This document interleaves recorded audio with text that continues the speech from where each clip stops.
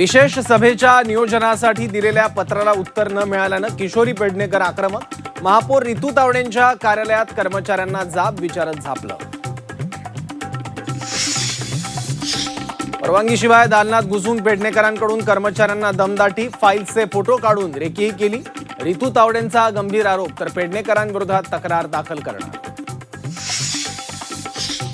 Sakinaka manhole दुर्घटनेवर प्रश्नचिन्ह. Manhole उघडण्याचे कोणतेही वर्क ऑर्डर नव्हती. अतिरिक्त आयुक्तांची माहिती. महापौर खोटं बोलतायत की प्रशासन? किशोरी पेडणेकरांचा सवाल. मुंबईत होणाऱ्या दुर्घटनांना नगरविकास खातं जबाबदार. सर्व काही दरेगावात बसून होत नाही. आदित्य ठाकरेंचा एकनाथ शिंदेंना टोला. झी 24 तासच्या रियालिटी चेक नंतर प्रशासनाला जाग. उघड्या मॅनहोलवर बसवली झाकणं. मॅनहोलच्या बाजूला बॅरिकेटिंग. राज्यभरात आज पुन्हा विविध ठिकाणी झाडं कोसळल्याच्या घटना. अनेक ठिकाणी वाहतूक विस्कळीत, तर वाहनांचंही नुकसान.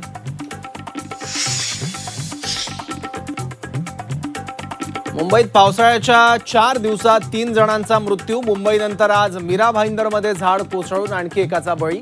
जखमी दुचाकीस्वाराचा उपचारादरम्यान मृत्यू.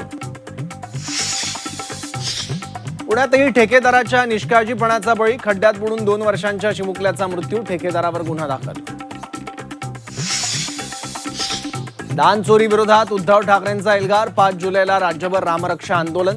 ठाकरे अयोध्येचा दौराही करणार. अयोध्येतील राम मंदिर दान चोरी प्रकरणी माध्यमांचा सरसंघचालक मोहन भागवतांना प्रश्न. माध्यमांच्या प्रश्नावर मोहन भागवतांची रामराम अशी प्रतिक्रिया. केतन अग्रवाल हत्या प्रकरणी आरोपीला कोठडी. सिया आणि चेतनला न्यायालयीन कोठडी. 14 दिवस दोघांचीही कोठडीत रवानगी.